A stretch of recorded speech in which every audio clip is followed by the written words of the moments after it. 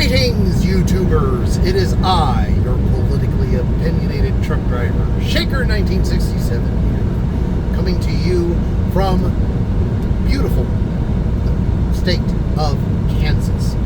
Now, to give you an idea, I am headed to a place called Loveland.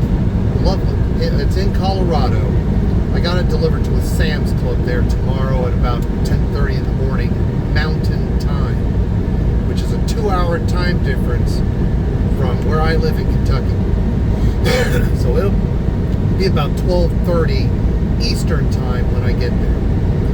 Now I'm just coming into Salina, Kansas. I'm about 8.3 miles from my next turn, which is to take I-70 going west towards Denver, because this place is north of Denver, Colorado. So I got to follow I-70 to link up with I-25 to go there.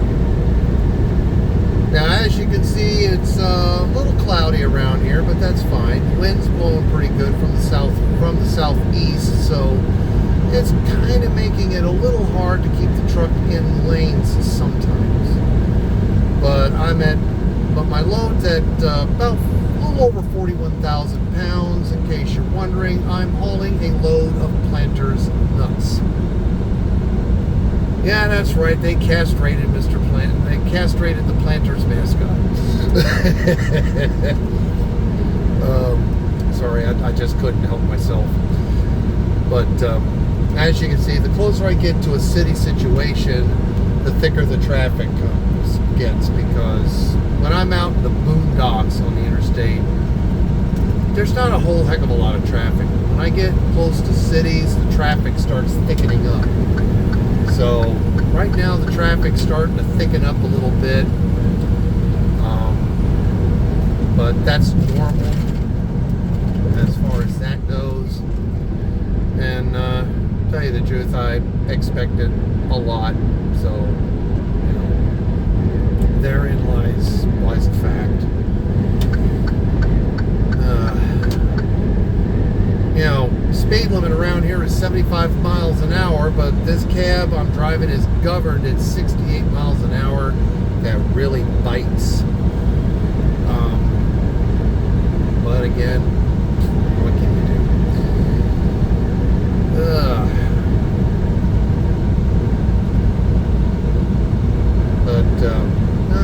You know, driving around here, this area is pretty flat as far as my truck's mileage goes. Now, you might think this is terrible mileage, but you got to stop and think. This is a semi-truck, okay?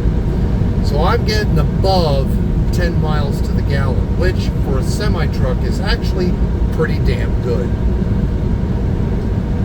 Wouldn't be so great for a car, but for a semi-truck hauling a load, that's not too bad. That's actually pretty good. Most of the time I'm getting like about 5.5, 6 miles to the gallon, which for a truck is iffy as far as that goes. But well, you know where I'm coming from. You know where I get. Been crossing over lots of railroad tracks, of course, branch lines or main lines. Oh, got a regional airport here off to my right. Not right, but off to the left here. A bunch of small business jets. If you the 737 sitting around.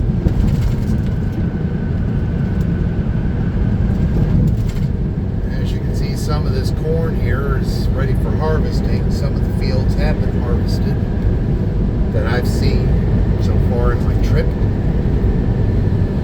If any of you are wondering what little Minerva is doing at this time, she was playing with her giraffe. She's got a stuffed giraffe here, a little stuffed giraffe here in the cab. And she's been playing with it, and playing hard, chasing her tail.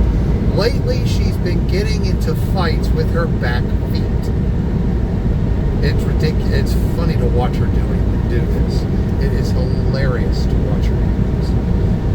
But for right now, she's taking a nap. She wore herself out. She's not even a year old yet. She'll be a year old in May of next year.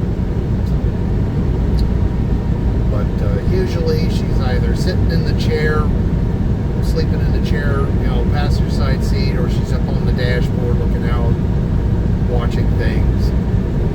But well, that's just Minerva for you. Typical cat, a typical cat.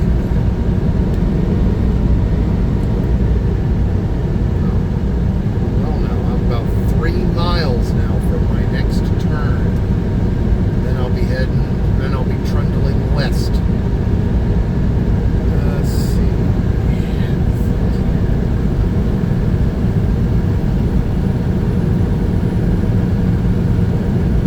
I'm about 7 hours from the drop. Now, if I cut down by 2 more hours, 2 or 3 more hours, I'll be anywhere from 3 to 5 hours away. Leave out early enough in the morning, I can get there with no problems whatsoever. But then again, I don't know what I'm going to be doing next. I could be picking up a live load there in the Denver area somewhere, or I could be doing a drop-in hook in Commerce City, suburb of Denver, at Arden Mills, and who knows where I'll be taking that one. I could be taking that one to Michigan for all I know. There's a bakery up in Michigan that SAP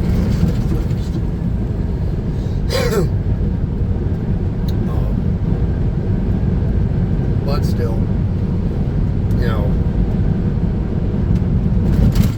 it's just par for the course. I mean, that's the glorious life of a driver.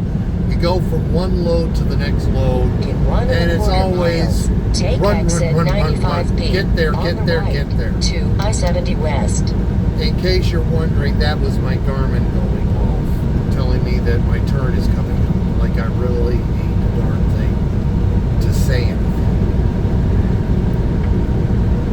which is a little say anything because I can read a sign just as well. But the problem is, since I've never been to this particular place before, I'm going to need the Garmin to get me there.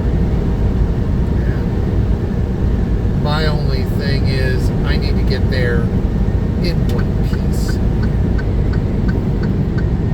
But given the fact that I'm dealing with a lot of morons, dum-dums, and doofenshmirtzes, take exit 95P on the right makes it a to I-70 West. little bit interesting, to say the least. It does give something to a challenge. People who know me know I hardly ever back down from a challenge.